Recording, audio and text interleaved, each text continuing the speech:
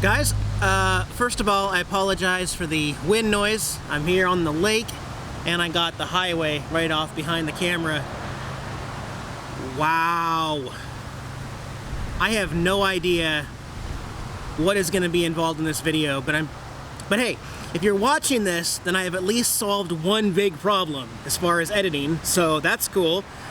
But right now, as I'm filming this, I have no idea what the future holds. I gotta run you guys through a bunch of stuff that has happened that has really gotten me down, unfortunately. And most likely this will be my last day here in Michigan, my last night here. I really don't like to share negative stuff on my YouTube channel, but sometimes all of it just adds up all at once. When I got back to Washington State and got my motorcycle endorsement, the lady at the counter, well, one of the supervisors said that she accidentally punched my driver's license, making it expired or invalid. And I gasped when she did it. I'm like, no! Oh my gosh! I was leaving. I was getting ready to leave the state. And so the supervisor came over and said, oh yeah, his license doesn't expire till 2019. You don't punch it. You give him the piece of paper that has the motorcycle endorsement added to the license in case it gets pulled over on the motorcycle. Scooter, but it just killed me. But anyway, they said that no big deal, you're gonna get your new license in the mail within 10 business days. Okay, fine.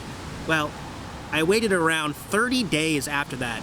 Nobody knows this except me and my buddy monitoring my post office box back home. Anyway, 30 days pass, and according to the little receipt, that's when you can legally go back in and say, look, you guys didn't mail it. Well, they gave me a little bit of problem at DOL, and they said, you know, no, we didn't lose it. We can confirm that we mailed it on this date. You should have got it 3 days later. And it's been a month now, so go back to the post office. So, long story short, they literally make me go and talk to the postmaster of the Olympia post office, the state capital, where I have to use a key to unlock my mail. And I said, you guys, you know, Department of Licensing mailed my license and you guys lost it. Well, we don't have it. We'll write you an affidavit that says we may have lost it, but you never received it. And then I go back to DOL, they take a brand new picture, and I was kind of being a smartass, so I smiled with my missing tooth, real goofy like a really stupid, I can't wait to see it. Anyway, they said, yeah, we're gonna give you another 30 days if you don't have it in 30 days. I'm like, 30 days? I crap you not, I did not get it within 30 days again. However, obviously I left anyway without it, but I went a second time back in there to say I didn't get it in my secure post office again, guys. What is going on? I take a third picture for my new driver's license, and I left. And I told my buddy, I said, you're just gonna have to mail it to me on the road. Okay, here we are, but back in North Dakota, when my buddy said, hey, your license is here, I'm looking at your license. Oh my gosh, I called the Marquette post office here, and I asked them if it was okay if I did general delivery certified mail to get my driver's license. It was mailed out 11 days ago. Marquette post office still has no idea where my driver's license is. So currently, although my driver's license is still good, does that make sense? If I get pulled over, even if I show them my punched ID and my piece of paper that verifies that I do have a license, I do have a driver's license, I just don't, like, you walk into Walmart and try to buy beer with a punched ID and a photocopied piece of paper, they look at you like, are you kidding me? It literally does not work anywhere outside of Washington State, that little temporary thing. I gotta just get lucky and have somebody not card me right now. Now, I do have my passport as another piece of official identification just in case, but I need, because of what Washington State's doing to me, I have to set up residency in a new state. I have to. I am out of options. They cannot deliver a driver's license. Okay, I know I'm getting really emotional here and I'm starting to get kind of loud. There's a bunch more stuff that is now happening. I have a bunch of clips on this camera right now, plus basically 2 almost completely finished videos on my MacBook Pro, which no longer works at all. My MacBook Pro 2015, top of the line, $3,200 MacBook Pro quit working. What's kind of cool about it is, I guess, I still have extra AppleCare insurance. So you call them up, they talk to you, they get all your information, they find out what's going on, and then she says, okay, well, can you bring it into our office? The nearest ones are Green Bay, Wisconsin, and Detroit. We're just outside of Detroit, Michigan. I'm like,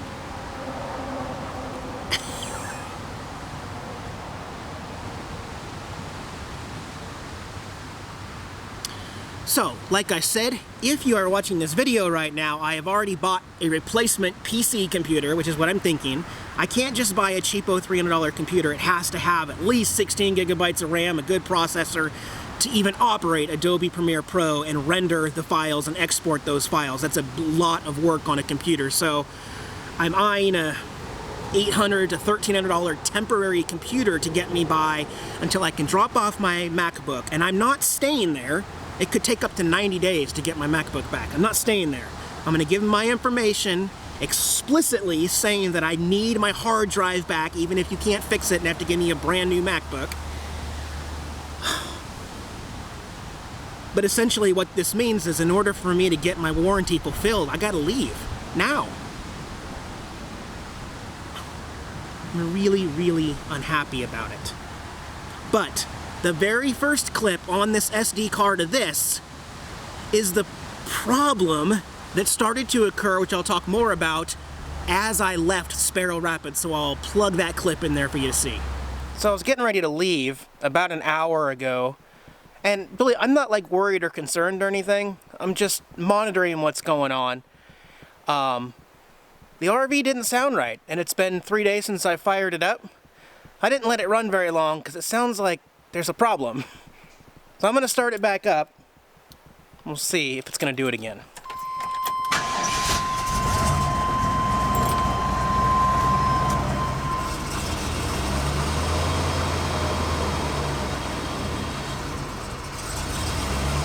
Almost like a vacuum leak or something. Just almost dies every 3 seconds.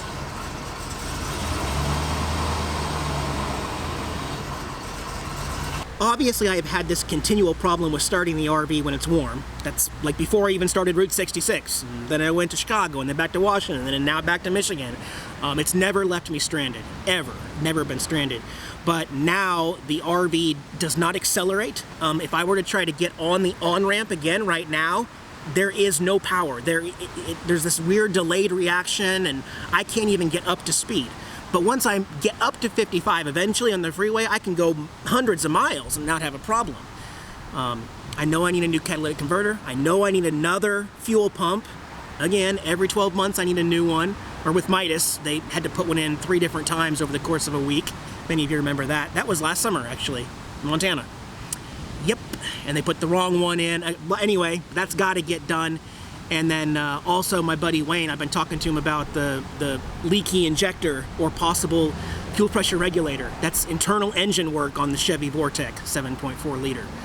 So I knew that at some point, got to park the RV, tear apart the engine, and replace all of those injectors and everything and put it back together. That's fine. I don't mind. I've never complained about it. I knew it had to get done. But right now, oh my gosh, I don't even know how to say this. I visited 5 repair shops here in Marquette. Nobody will touch my RV. Nobody will work on it. They said it's too big. Guys, it's a Chevy Express 3500 van. The toilet and the stove mean nothing. Don't worry about it. Pop the hood and fix these things. But they just said they don't have the capabilities, or they don't have the lift. There's people walking by, so I'm gonna stop talking. I'm gonna pause the video. Nice folks, locals, sharing a bunch of information about what I should go see and everything, and I'm like, yeah, you have no idea. Anyway, my point about all the shops in town here is this has happened to me in many other states too. I used to preach the Class C RVs because they are just a van chassis with the cutaway with the RV added. So I always thought that it'd be easier to get into shops for maintenance compared to a Class A motorhome where the engine and stuff is a little more unique to the RV or harder to get to. I can no longer say that though with the issues I have had trying to get work done on my RV by shops and stuff. Now, as for the people that say I should be doing all this work myself in a Walmart parking lot, I mean, come on, you guys. I don't care. I am not a welder. I have to get the catalytic converter welded. I do not carry welding equipment with me. Do you realize that? And if you do, and you have a trailer full of all the stuff to do your own repairs on the road, great. Here's a cookie. I don't care. As a matter of fact, actually, let me just point this out. You guys have not seen the last 2 videos that I almost finished editing completely. I think the last video you saw from me was that stupid thing where I said, because everything is just so peaceful and, I hate to say perfect. I mean, hang on. Everything is really, really perfect. Perfect.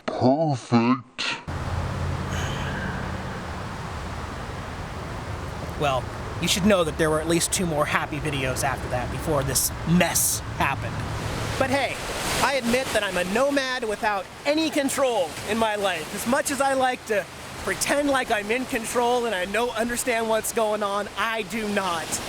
That's why I just hate to make plans at all. So, unfortunately, 100% out of my control, unless I just stop making YouTube videos. Like, you need to understand that. I mean, it's not like, Eric, you got there, just, don't make YouTube videos for a month and wait till you get down where you can get the laptop and the RV fixed. Well, I can't drive around right now. I mean, I can. Eventually I can get up to speed. It's just, yeah, I don't know. I do like watching the waves crash here. Looks like an ocean. It's just a lake, guys. Just a lake.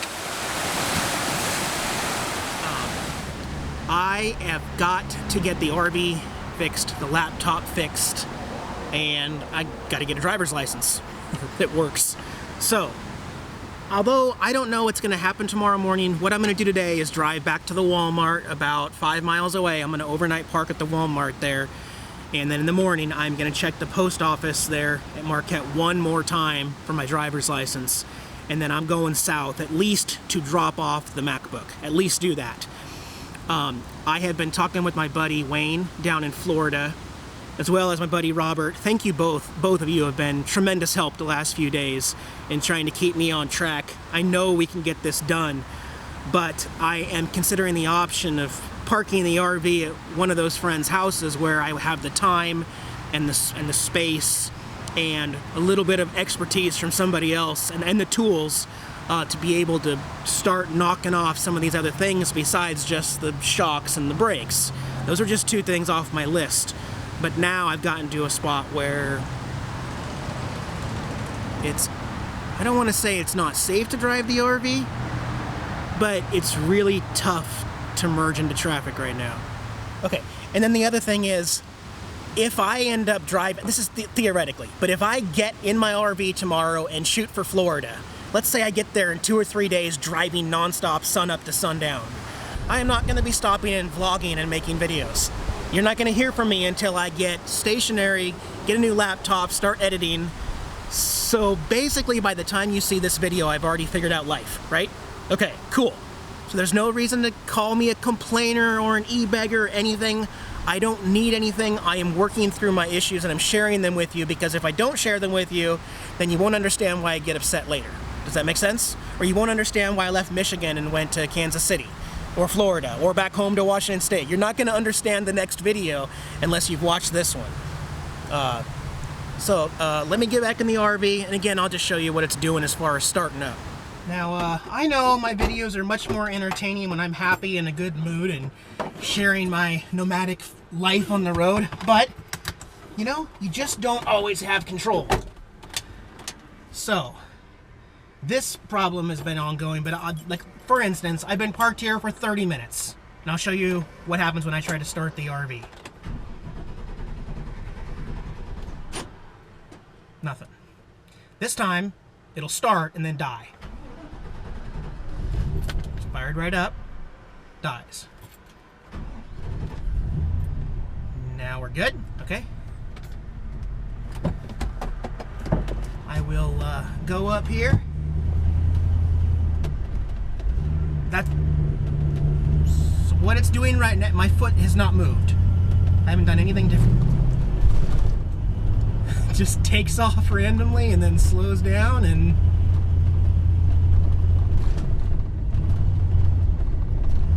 I don't know if you can hear it. It's like, yeah, it's it sounds like I'm doing it. I'm not.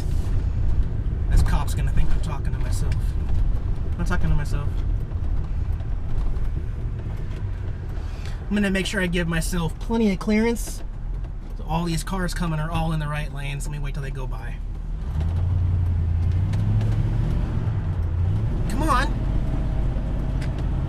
Like, I feel like it should be doing something right now, and it's not shifting. It's not. And then we get a surge. Okay.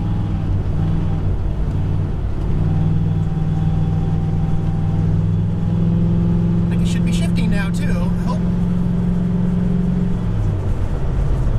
Now we're okay at 45 miles an hour.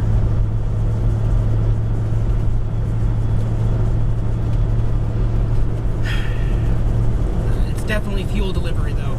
Let me get parked at Walmart. Yep, Walmart of Marquette, Michigan. Got a RV here and a tent pop-up trailer over there. Let me get parked here, and then I will give you my closing final thoughts here.